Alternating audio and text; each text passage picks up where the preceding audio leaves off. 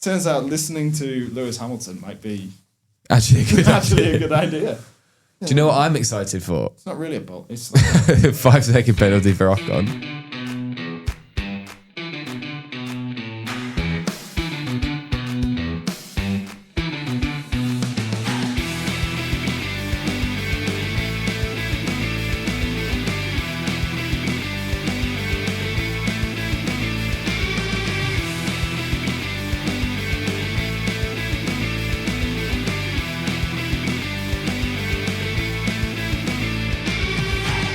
They were able to run the final day, but it did delay them. You're right, because they were waiting on parts to come across from Milton Keynes. I know. Such a funny statement.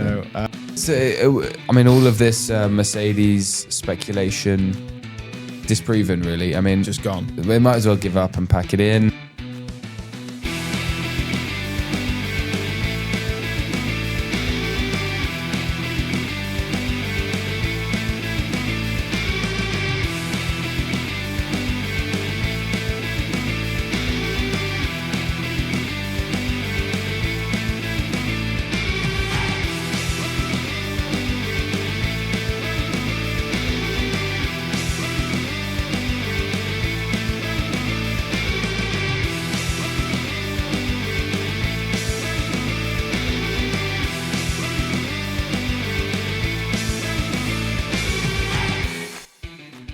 Hello, everybody, and welcome back to Ahead of the Apex. Once again, joined by Tim and Katie, as I was last week. For those who didn't listen to last week, we've just changed. Obviously, it's a different week, different day. Definitely not still the same recording as last time. Tim, I don't know what you're talking about. great. In this episode, we are going to be talking about Shakedown. I know that for listening date, that's going to be 3 weeks since, and you're going to be midway through the first lot of preseason testing. But as of date of recording on the 6th of Feb, we have just had Shakedown last week, and this is our first day back recording for the 26th season. So obviously we're going to talk about it.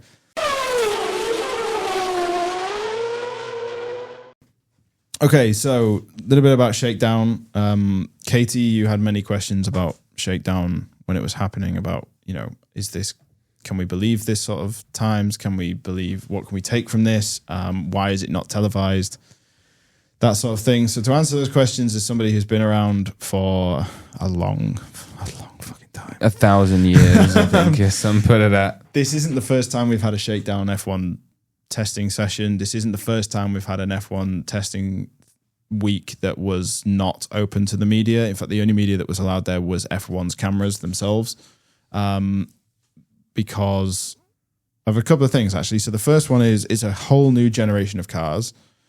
And Next generation racers. the last time they opened up testing of a new generation of cars to the media was the porpoising incident, and that didn't look good on F1. It didn't look good on the FIA. It didn't look good on the teams. Doesn't look good on the sponsors. And the last time that they had a private one was when they launched the V6 turbo hybrids in 2014. And that was because they were worried about the engines just failing and causing a huge amount of embarrassment, right, to teams who just had a lot of money given to them by sponsors to then have their cars breaking down after 5 laps, and that being all over the internet and the only thing that anybody ever sees. So it was completely private for that reason, for the new engines and the new regs. Wasn't it it was actually the teams who wanted this The shakedown. teams wanted privacy first, yeah. Because they don't want to embarrass themselves or the sponsors. The teams also requested, which I was going to bring up later, but I'm glad you brought it up, Katie. Some of the teams requested that they were given permission from the FIA to not run the sustainable fuels at Shakedown and to run whatever fuel they wanted. For the FIA to grant that, it can't have just been one team. We don't know which teams, but I heard that there was feel free to speculate in this podcast. quite a large police presence. Yeah, and I've heard that. People would be told to move along if they were trying to get pictures of the cars on the track, which is quite rogue, to be honest. It is a bit. I mean, look, I get it. I do get it. But then, Ferrari rolled out in their track and there's just fans camped out by the fence. So it's not like, I don't know who that came from. I don't know who wanted the privacy. My guess would be teams like Audi and Mercedes, who have, if Ferrari break down, do Ferrari fans stop supporting Ferrari? No. If Mercedes and Audi break down, do they lose car sales? Yes, big time. So I guess it's come from them. I think the fans of Audi and Cadillac at the moment are the actual fans of, say, Bottas, driver Perez, fans. driver fans. Right. Yeah, all of Mexico plus. But it doesn't look good if, Cadillac roll out and then they break down, right? But it particularly doesn't look good for Audi, who are running their own engine. So, this is why it was hidden. I think it was only Aston Martin and Alpine who had engine failures, which were reported. Aston said it was some sort of electrical fault, easy fix, and Alpine had a random Mercedes failure, but nobody else running a Mercedes engine had any failures. So they said it was a one-off, maybe driver-induced issue. One crash, I believe, which was Isaac Hadjar. Hadjar, yeah. I don't think there was any other crashes that were who crashed reported. In the only place visible from 1,000 meters away. But people, I heard rumours that it was just a driver thing, but then I also heard the opposite, that was a car issue that caused the crash. But I know it delayed some of their... Were they able to run the final day? They were able to run the final day, but it did delay them, you're right, because they were waiting on parts to come across from Milton Keynes. I know. Such a funny statement. I know. Did Ocon get any penalties? None yet. But 5-second penalty. Do you know who does have to serve a penalty in Australia?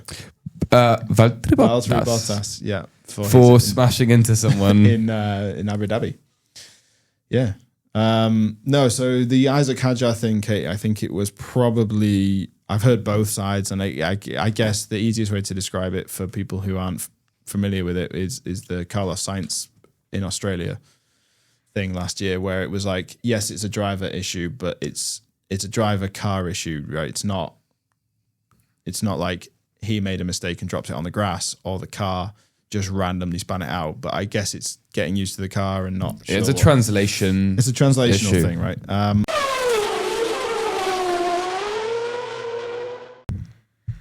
Right, so that's out of the way. Shakedown is entirely pointless. There's nothing we can learn from Shakedown at all about how the cars are going to perform. First of all, there is nothing to say that the teams turned up with a car that they intend to run at all. They don't have to.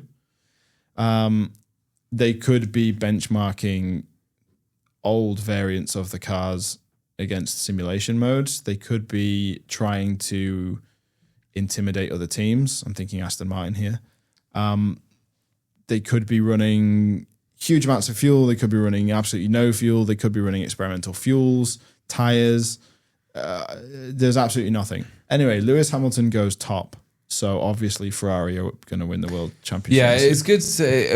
I mean, all of this Mercedes speculation disproven, really. I mean, just gone. They might as well give up and pack it in. Obviously. And that's exciting. Charles Leclerc, fourth fastest of the entire week. Sandbagging. Lewis Hamilton, fastest. Obviously, Ferrari going to win the title this year. Right, Kay? That's what this means. I mean, we may as well stop the podcast here. I mean, I have other reasons, which I think we'll get onto later in the podcast on why Ferrari are going to win this year. But you've got to stop with that.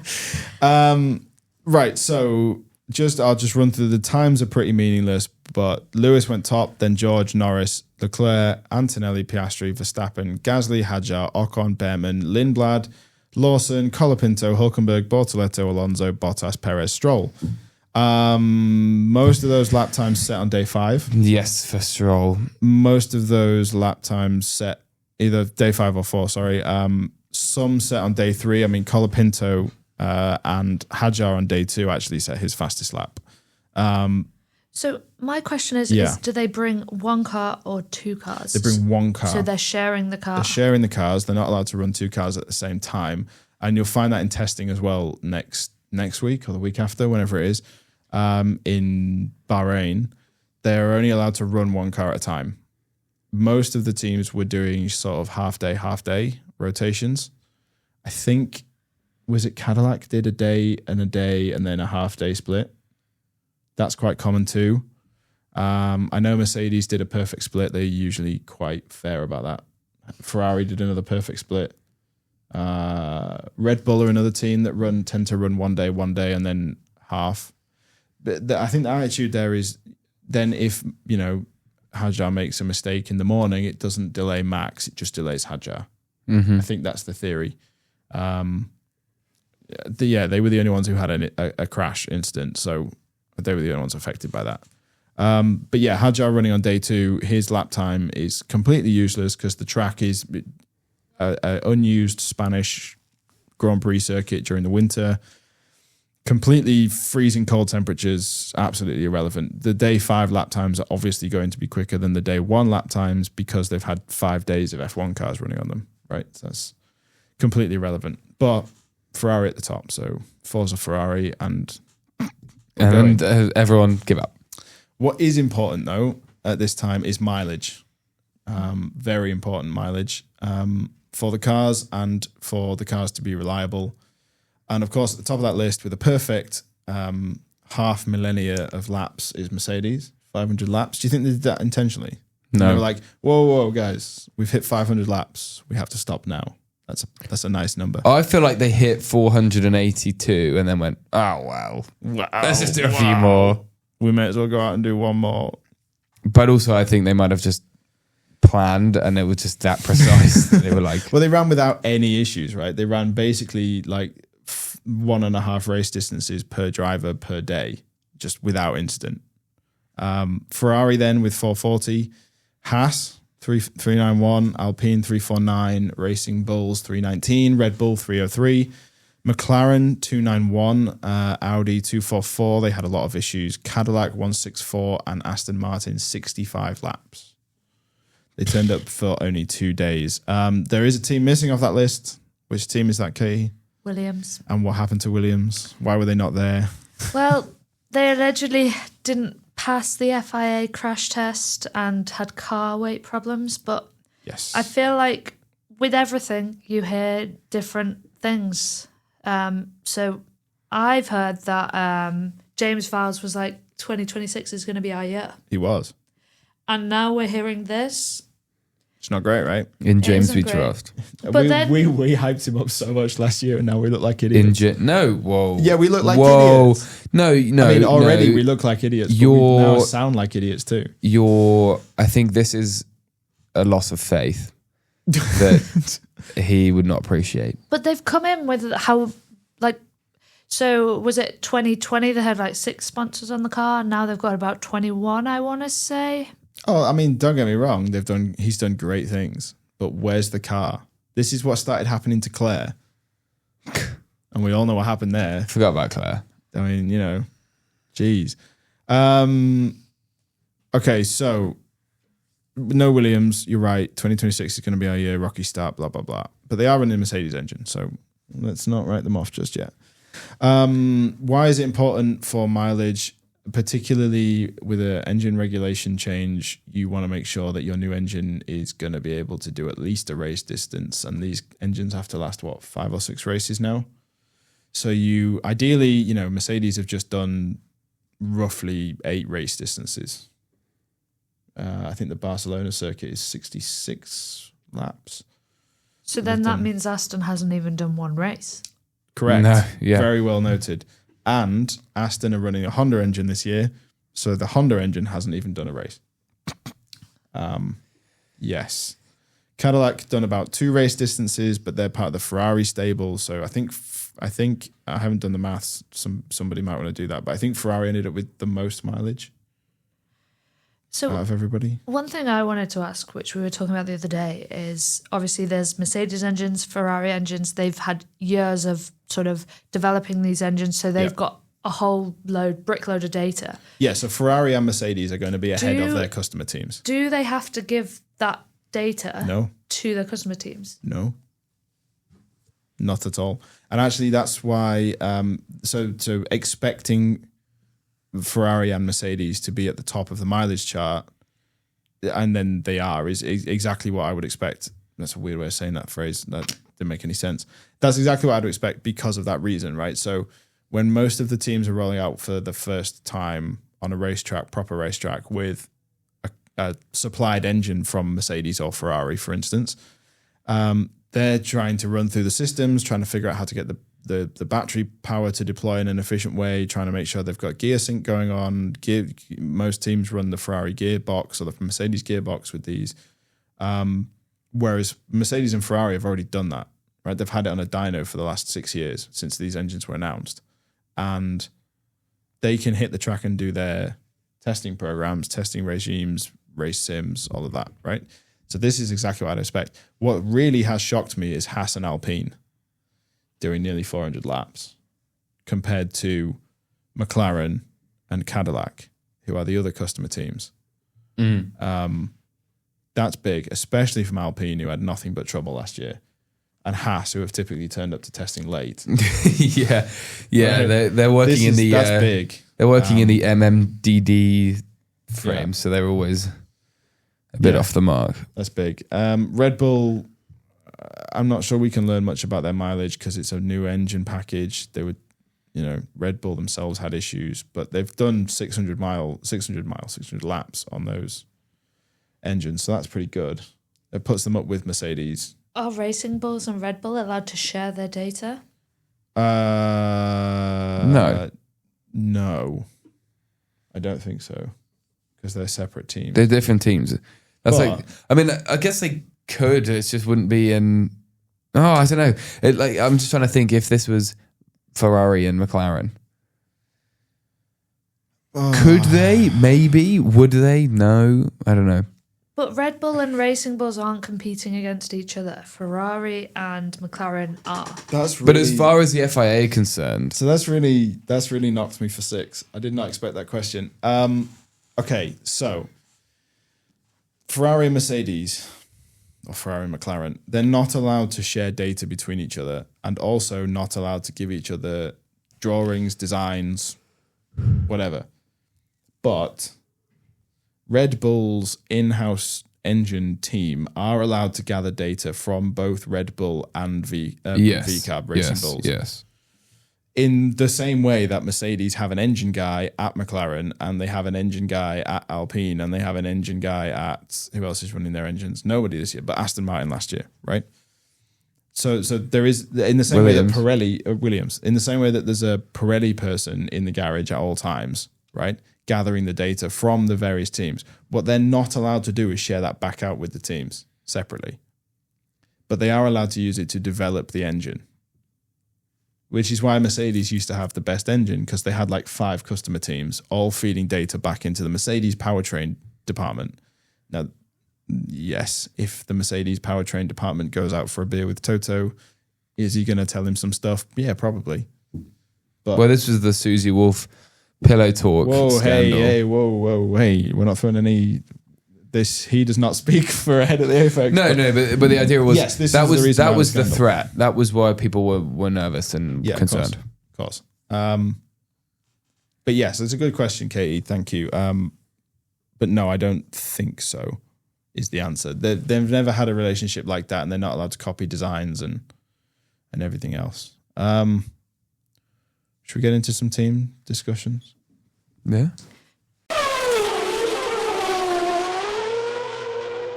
Aston Martin is who I want to start with, because they might have cooked. Yeah, the new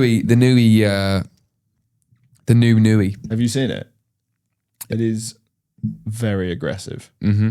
Lots of fins, lots of vortices. Well, that's what I think. I think obviously Newey, he is an aerodynamicist primarily. Yes. And I know that this was a regulation to move away from this stress on aerodynamics. Yes. But I think he's gone, okay, yes, explicitly, yes. But there are ways that we will be able to. But he's also a good car designer, not just the aero. No. But I feel like that's where, when you watch the documentaries with him and all this stuff, and it's just this, like, he draws everything by hand because he feels the air moving with his pencil or whatever. that kind of argument. And I think he's still gone, right, though this is not central to the regulation set now, it's still something that we can advantage ourselves with. Yes. And they've gone down that route in terms of outputting it. Whereas Mercedes, I feel like have gone for, all right, let's lean into the regulations and just develop an insane engine. Yes. So Aston came 7th last year. Yes. I think you talk about the car, you've got to think about other things as well. So you've got to think about the drivers and you've got to think about the strategy. That's us told, isn't it? And I think that Aston Martin, they have Fernando Alonso. How many? I've got the team standings up now, and I'm going to look at the drivers. So last year, Fernando Alonso got 56 points. 56, and Lance Stroll got 32. 33. Ah. I think it's going to be a good car wasted on a one-man team. Okay. That's my personal opinion. I think sometimes last year, Aston Martin might have cooked with strategy. But I think that came more from Fernando Alonso's part. He was able to control the pace of the pack. Yep. True. Not let people overtake him, to sort of exploit what he needed out of the race. I think the car's performance is going to be wasted on Lance Stroll. And I have 2 words and a number as a retort to you. Mm-hmm. Max Verstappen 2023. You're going to have to explain. Great car, one driver. Yeah, but good strategy. Yeah, but is Alonso as good as Verstappen?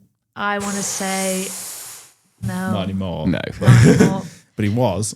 So where could I see sort of Aston? Whilst they have a good car, I don't think they're going to be a top Absolutely field. Cooking.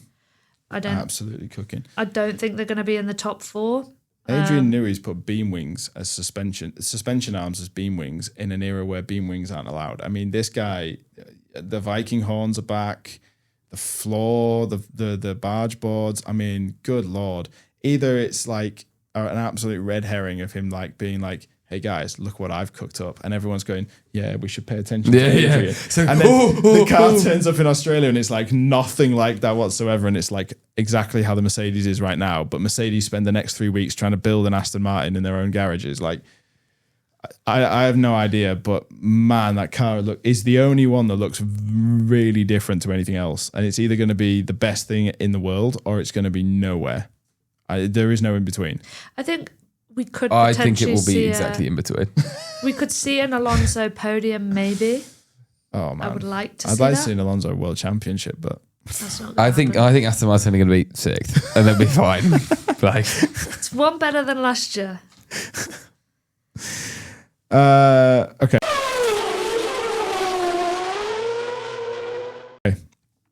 The other thing to bear in mind is it's not just, as Tim said, not just about the aero package this year, but it is a huge shift in power units. So we're from those V6 turbo hybrids in 2014, we've come a long way. We've dropped the MGU-H, which is the one that harvests the turbo hot gases to turn turbines and power a battery, to an MGU-K system. So we're going back to kind of like KERS from the early 2010s.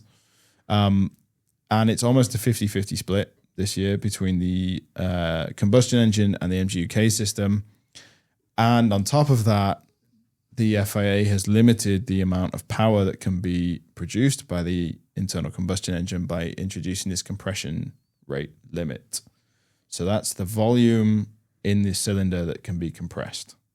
So if it's 1 unit of volume at the top, it needs to be 16 at the bottom. However, as you both have probably heard, Red Bull and Mercedes cheating already, not even turned a wheel in anger, cheating. You know the story? Yeah, so the compression or whatever is better when hot. Yes. But then they only measure when cold. Yeah, it'd be very hard to measure the compression rate of an engine when it's hot.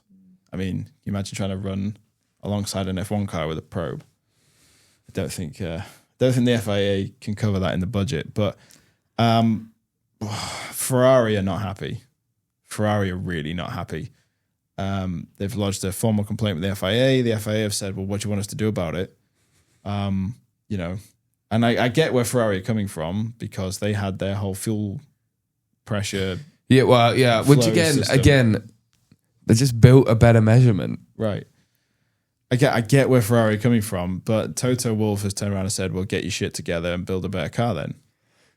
Like literally the most German response. Change your fucking car. Change your car. I want to change your car, but you... I love that.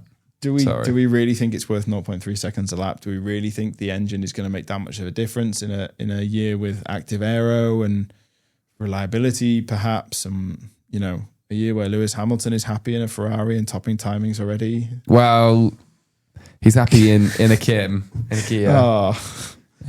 I don't know. I feel like yes.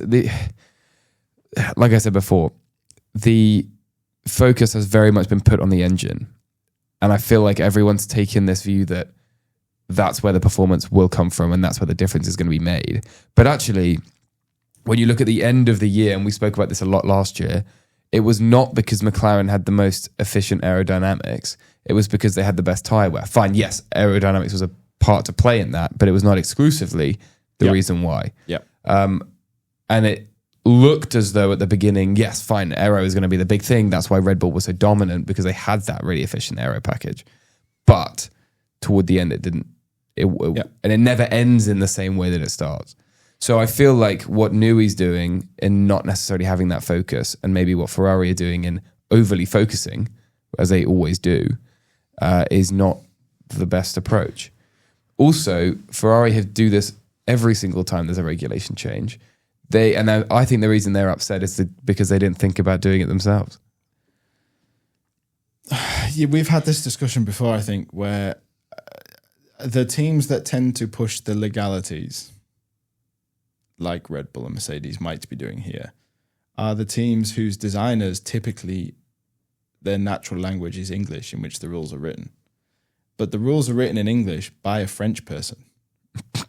Yeah. So there are often these gaps. Spaces. Yeah. And it's the any all discussion, right? Like, to a French person who wrote that rule in English, they mean the same thing.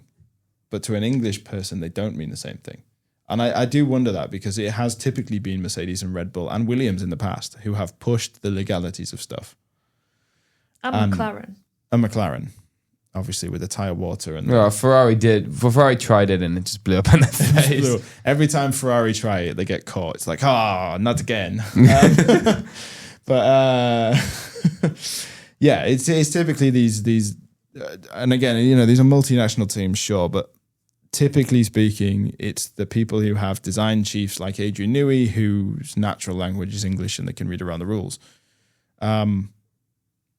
I think you're right. I think it's going to be the team that gets the package right, not the team that gets the engine the best. It's not 2014. These cars aren't slippery rocket ships that just you get out of a corner as quickly as possible and you stamp on the throttle and hope for the best. It's not that anymore. We're not in that era anymore. That's why Seb was so good. I know I was so bad at Ferrari. He couldn't just throw his foot down. Yeah, well, so that Red Bull era with the blown diffuser, Seb had to jab the brakes and the throttle mid-corner, and he was really the only driver who could get on top of that. And that's why he was so good. And then, yeah, like you say, he went to Ferrari, and as soon as they brought in just the engine regs, he was nowhere. Then they brought in some aero regs, he was back again for a bit, and then he just fell off after Hockenheim 2018. But never mind. Oh, that was heartbreaking. I mean, I think regardless of the regs, for me, the top three teams this season are going to be Mercedes, Ferrari, and Red Bull. I think I agree with you. I think McLaren are going to be one of the sort of mid-runners. They're going to be the chasing pack because they've only just got this new engine, right? They're getting on board with it. They've only just got it, and they were developing late last year. They did so well last year with the car and everything. I just think this year it's not going to be for them. No. And I think that's probably why maybe Piastri last year was getting a bit peed off at papaya rules and stuff, because that was his chance. And he knows that this year he has not got a chance. Yeah, I think you're right. I think you're right. And that actually brings me on to my next point, which is I actually do think it's going to be, at least to begin with, much like last year, actually, Red Bull taking a few races to get going. You and I have spoken about this before. Because they were developing late last year, because they couldn't believe their sim work anymore. I think they're going to be a few races behind. I think that's totally okay in a calendar of 24, 25 races. Well, we saw that with Red Bull this year, but you don't need to be on it all the whole year. But if say Red Bull had just gotten that a little bit quicker start towards the start of the season, we could have been seeing a different world champion. Of course. So was it their detriment last year? I would say yes. No, I think that Red Bull shouldn't have even been allowed in the conversation, and that was all the McLaren fault. No, I agree. So, I mean, Max got really pissy about this, right, in interviews at the end of last year. And actually... Yeah, they said, your thing in Spain is why you lost the championship. Yeah, and Max was like, and he's like, no, I shouldn't even be in the championship. And if I wasn't in the championship, you wouldn't even be talking about my thing in Spain. This was a failure of the McLaren team. It was, and I don't. Really and again, they go around saying, "Oh, papaya rules worked," and we redefine how we can perform as a team. Yeah, no, they didn't. I would pay good money to never hear papaya rules again. Agreed. I'm bored of it. Agreed. I'm bored of seeing Zach Brown. Yeah. I'm bored of seeing papaya rules. I just want to have Lando and Oscar actually race. But do I think that Oscar's going to be good this year? No, because I don't know what the car was like in... So Oscar's been in F1 3 years now. So I think he started in 2023. I don't know if the car for McLaren was good in 2023. Started getting good in 24. It was great in 25. That's that of like, McLaren were at the back of the grid and now they're winning the Constructors' Championship in 24. The car was at the back of the grid in Bahrain 23, but only because they both had engine failures in Bahrain. That was the whole steering wheel and the water pressure thing. They were actually sort of bottom of the top 10 by the second race. So I disagree with that stat a lot because everybody focuses in on Bahrain 23 because they finished dead last. Yeah, Lando pitted 6 times because of a water pressure thing, and Oscar Piastri had his steering wheel do a reboot, right, mid pit stop.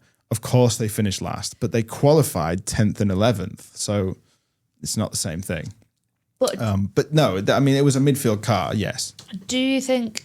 I'm just intrigued to see how Oscar, now he's got a few years racing down, how he performs with a mid car. That's what I'm sort of intrigued to see. Yeah. Is he going to be better than Lando? Is he going to be worse? You know, he could. If he's better than Lando, I'll give him his fair credit. Yeah. But I think last year we saw the frustration affect his performance. Yeah, I think it's going to be. Hang on. Sorry, can I jump in? The frustration, so he was better than Lando at the start of the year. The reason you decided not to like him was because you found him boring, because he wasn't getting frustrated.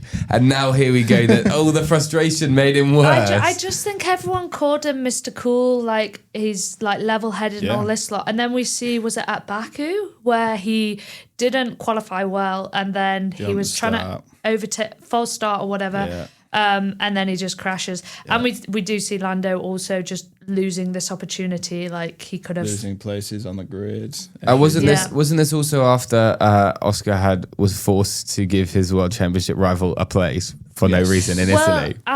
So this is how I see it, right? Is why did Lando do that? Lando was not sort of... aggressive enough. He should have been like in that race, no, I want to pit first. This is my race. Yeah, and we've had this discussion. Why did he give it away? We already had a couple of comments on our shorts about how we hate McLaren. So let's not. Well, I wonder who that's from. Yeah, my brother. I think. I'm intrigued to see how McLaren does this year, but I wouldn't be against that. As a McLaren fan, I wouldn't be against them not winning as many races, just so I don't have to see Zach Brown. Brilliant. Lando.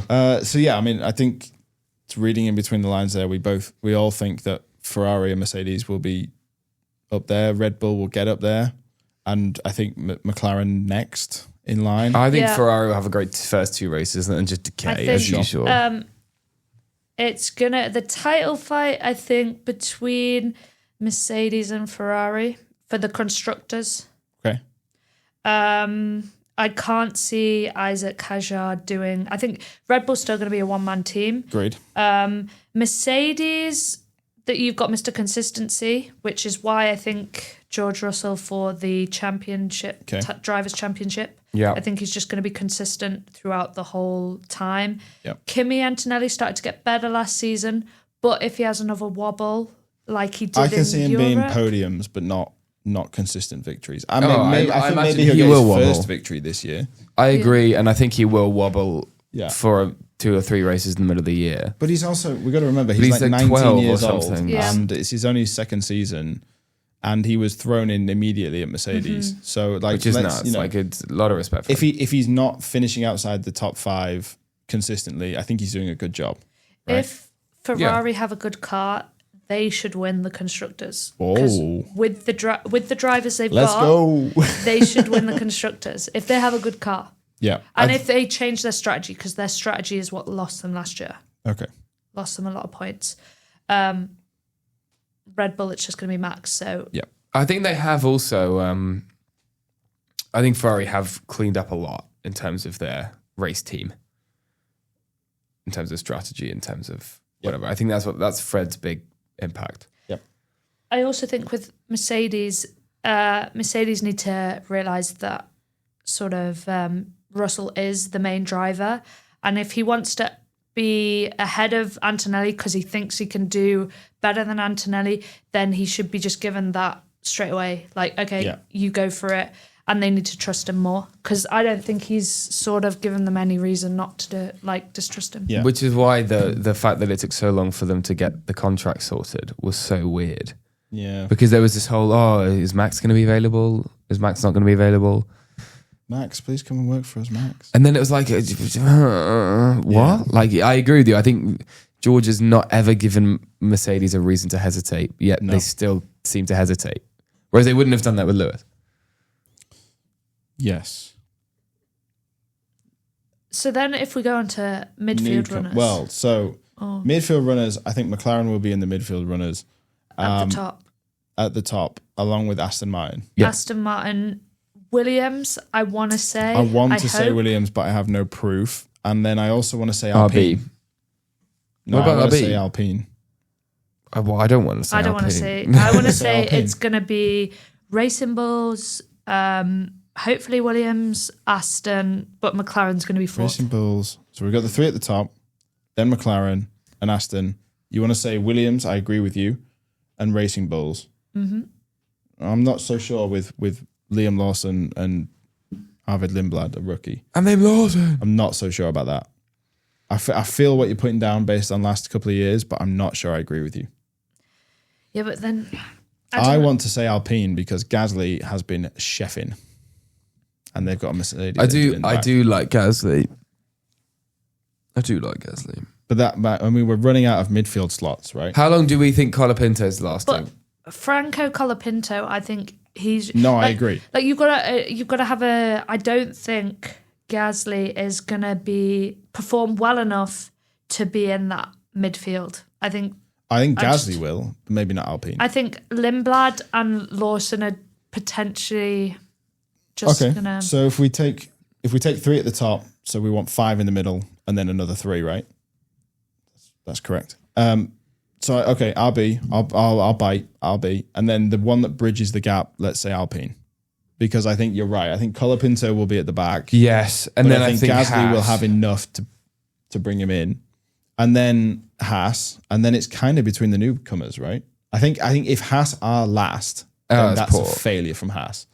But I don't think they'll hit the ground running well because of the lack of sim stuff with the Toyota business that's going on.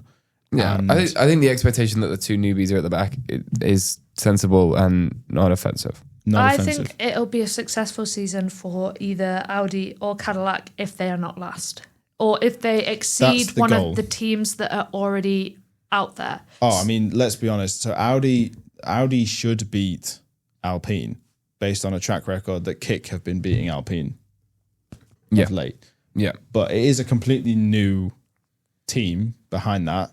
You know, it's a new engine, it's a new platform. It's a bunch of experienced people poached from other teams who have never necessarily worked together.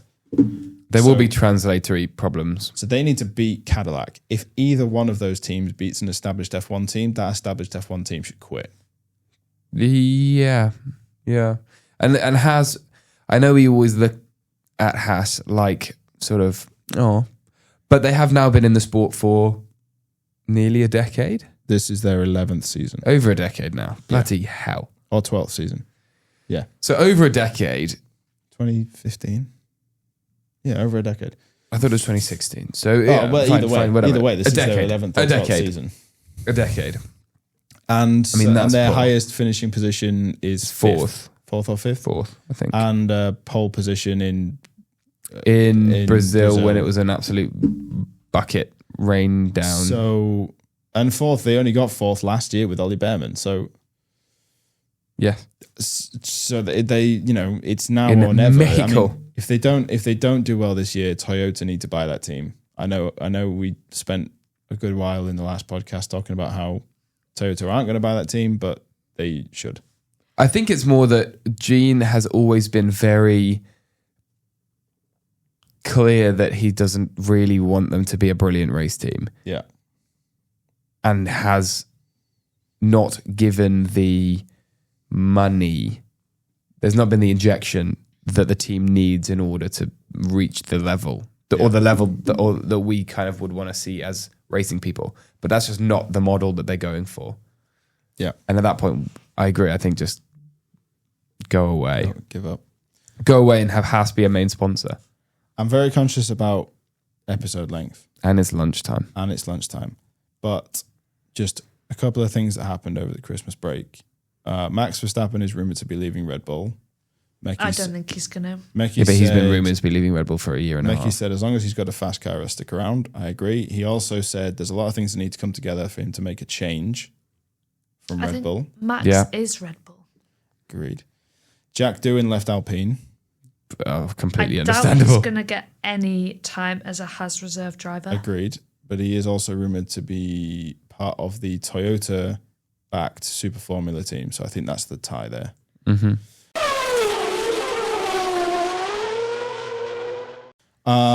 And a topic that Katie's been dying to talk about. So hover your finger over the stop recording button because is that Lewis Hamilton is supposedly dating Kim Kardashian. Ooh. This is why I think that Ferrari are going to win this year. We have Kris Jenner, the absolute momager of the century. Hamilton's under new management. In all seriousness, though, if they do start dating, obviously I'm happy for them. But I don't want it to turn into the Super Bowl where we're just seeing pictures of Taylor Swift or, in this case, Kim Kardashian in the garage. I think... What? That's my favourite part about race weekends is watching Alexandria and... We are that weekend that you came to my house when we watched the MotoGP and then the F1. And because half of MotoGP are Spanish riders... And it was in Spain, I think. They've all got Spanish girlfriends who all look exactly identical to Carlos Sainz's partner. And then we watched the F1 where they kept, and Charles Leclerc's partner, who weirdly look alike. Then they don't. Yes, they do. No, they spent the entire time looking at their partners, and we were just like, man, we have watched like no racing. It's just been girlfriends and wives. Yeah, it was fantastic. I think my favorite race weekend for a while. It just brings in the bigger issue of the coverage of F1. I think sometimes lacks. It's poor. Yeah, but this is the whole argument about bringing more people into the sport. It's a lot easier. Look at it's a lot easier when you've got attractive women on the screen, Tim. How very 1990s of you. No, I'm saying it's easier to watch that rather than have some really technical analysis of what happens under pressure. Sky have a monopoly on F1 in this country, and their motto is it's only live once. Right, great. But Carlos Sainz's girlfriend is not only live once. And I'm also talking about there's some times last year in qualifying where it took like half of the first qualifying Q1 to get the actual times up on the screen. Yeah.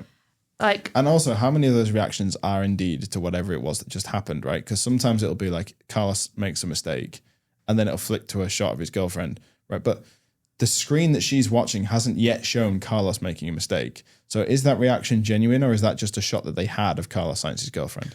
I agree. Look, I think talking about broadcasting standards is a very valid conversation. And I think from a racing point of view, it has been poor.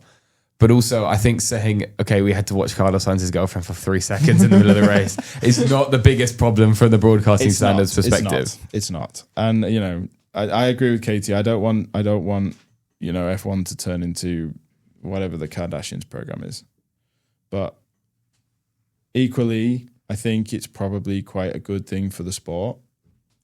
I don't think it'll have as much impact as Taylor Swift in the NFL because I don't think Kim Kardashian has that bigger impact as Taylor Swift.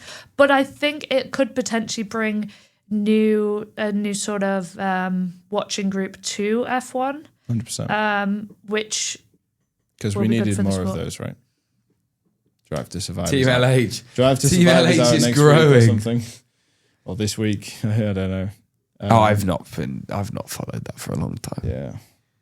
I'm excited to see the different episodes. I think we've already talked about this. There's going to be an episode on, obviously, the whole Lando versus Oscar. Lando. There'll be Lando! There'll be a whole Christian Horner episode. Imagine if it was Lando in a mouse case. In a mouse case! Lando! No, yeah, I agree. That's pretty much all I have to talk about. So if we're done with Kim K, then we are done with this week's episode. Kibby. Thank you again to Katie for joining us for essentially 2 weeks in a row now. And I'm honoured. Thanks for Tim for making it through 2 back-to-back episodes. Yeah, thanks. The next happy to be back. We will be with Jake, and we will be talking about MotoGP, basically the same topics that we've just talked about here about MotoGP's season starting. I'm not sure whether Tim's coming to that one or not. I guess we'll find out. But we have got a lot planned, and we're hoping to be a lot more consistent this year. Is that fair to say? That is fair. That's my goal this year. The road to hell is paved with good intentions. Weekly releases and shorter topics, but in fewer topics, in more depth, shorter bites of information. Perfect. See you next week. Peace. Peace.